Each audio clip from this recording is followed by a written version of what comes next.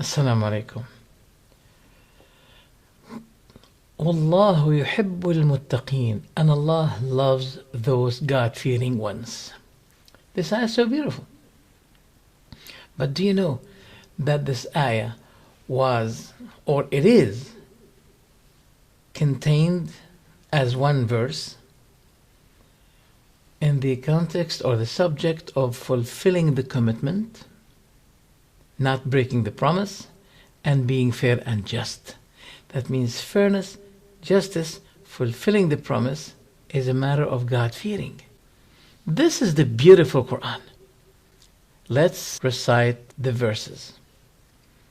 But yes, indeed, whoever fulfills his commitment and fears Allah, then indeed Allah loves those who fear Him. So fulfilling the promise is a matter of God-fearing. Where is Daesh, Qaeda, to fulfill that verse in the Quran? Where are they? Let's go to the next one. إلا الذين عاهدتم من المشركين ثم لم ينقصوكم شيئا ولم يظاهروا عليكم أحدا فأتموا إليهم عهدهم إلى مدتهم إن الله يحب المتقين. Once again, this verse is ended with Allah loves those God-fearing ones. Let's translate it. Accepted are those with whom you made a treaty among the polytheists, and then they have not been deficient toward you in anything or supported anyone against you. So complete for them their treaty until their term has ended. For indeed Allah loves the righteous who fear Him. Allahu Akbar. Listen to this narration. Muawiyah used to be having treaties with the disbelievers. When the expiry of that treaty comes very close, then Muawiyah used to be preparing his army in the front borders with the disbelievers to surprise them and not giving them any chance to prepare. Then Abdullah ibn Umar, he said, what a treachery, what a matter of treachery. Muawiyah said, what is it? He said, you should not be making a preparation or putting any kind of supplements over your horses until you warn your enemies that the term of their treaty is almost expiring. This is the narration authenticated by Albani, narrated in Abu Dawood, hadith number 2759, that Muawiyah used to be having some wars with the Romans, and sometimes they have treaty, ceasefire, which is dated. Then when the treaty is about to expire, Muawiyah used to be taking his way to them. So when it expires exactly, he'll be ready for them to ambush them, to attack them. Then Abdullah ibn Umar, the son of Umar, said, what a treachery, what a treachery.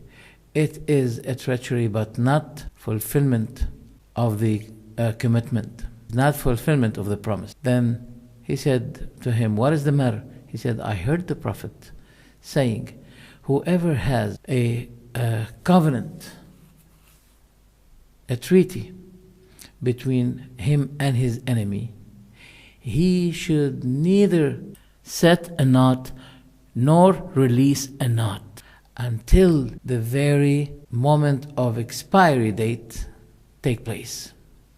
Or let him give them a notification that your treaty is about to expire. Allahu Akbar. How beautiful Islam is.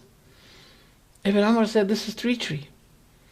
That you prepare yourself and make yourself ready at the same time of the treaty expires, then you attack. No, this is not allowed in Islam. You notify them that the term of your treaty is expiring.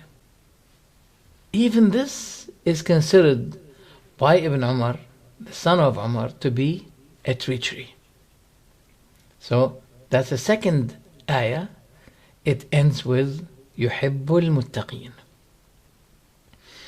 Not many people know that these ayat, Allah loves the righteous, the God-fearing ones, is related in the same context with the command of not breaking the promise, fulfilling your promise to your enemies, even if they are your enemies, the disbelievers. Fulfill your promise. What?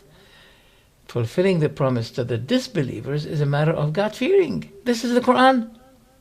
The Quran tells you this. Another ayah. The same chapter, chapter 9, ayah number 7. كيف يكون للمشركين عهد عند الله وعند رسوله إلا الذين عاهدتم عند المسجد الحرام فما استقاموا لكم فاستقيموا لهم إن الله يحب المتقين. How can there be for the pagans a treaty in the sight of Allah and with His Messenger, except for those with whom you made a treaty at the masjid, the sacred mosque? So as long as they are upright to you, that means maintain the term of treaty, be upright toward them. Be upright toward them. Indeed, Allah loves the righteous, the God-fearing ones. See? 4 verses now, talking about fulfilling the promise, ending the verses with God loves the God-fearing ones. So fulfilling the promise with the disbelievers is a matter of God-fearing. Well, some people say we should love our enemies. Look, let's be reasonable.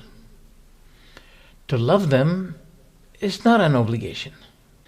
The matter of love is placed centered in the heart.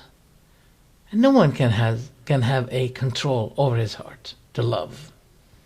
You may marry a wife and you don't love her. It's not in your control. But what we are ordered to do, even if we hate our enemies, you can't force people to love their enemies. You can't. It is not reasonable. It is illogic. It is emotional. But it's not rational. So, therefore, Islam orders you, obligates you, even if you did not love, at least be fair. You are ordered, even if you... There is nothing called it's uncontrollable. No. To be fair and just is controllable. And you are plead guilty, sinner, if you do not deal justly and fairly, even with your enemies. Regardless of the matter of, independently to the matter of love and emotions. Whether you love or not, you're not forced to love, but you are forced to be just and fair. Let's read the ayah. يا أيها الذين آمنوا كونوا قوامين لله شهداء بالقسط ولا يجرمنكم شنآن قوم على ألا تعدلوا اعدلوا هو أقرب للتقوى واتقوا الله إن الله خبير بما تعملون. O you who have believed, be persistently standing firm for Allah, witnesses injustice, and do not let the hatred of a people prevent you from being just. Be just. That is nearer to God-fearing. That is nearer to God-fearing. What? To be just against your enemy.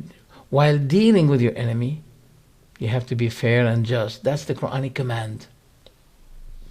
And fear Allah. Indeed, Allah is acquainted with what you do. So let's repeat. The word taqwa means God-fearing. That's in the Islamic terminology. Linguistically, it means to avoid. Taqwa is to avoid. Avoiding what? To avoid God means to avoid the means that may cause His anger. To avoid the sins that cause His anger. That's the meaning of taqwa. So how many times the word yuhibbul muttaqin is repeated in the Quran? I remember something like 4, and the 4 verses are related to the matter of being fair and just with the disbeliever. That may surprise you to know that dealing justly with the disbelievers makes Allah loving you. It causes Allah to love you, because Allah said, be just, that is nearer to God-fearing, and Allah loves those who are God-fearing ones. So if you broke your promise, and that makes Allah angry with you, you did not avoid Allah's anger. As a result, you may lose the war against your enemies as a punishment from your God, because you did not fear Him and you betrayed them. So treachery is prohibited, and deal justly and fairly. It's easy to deal fairly and justly with your friends, but it's not easy to be just and fair towards your enemies. So being just will cause the love of Allah to you if you are fair and just in dealing with your enemies. Unfortunately, not much people know about this fact. I hope this is a good reminder and beneficial. Thank you.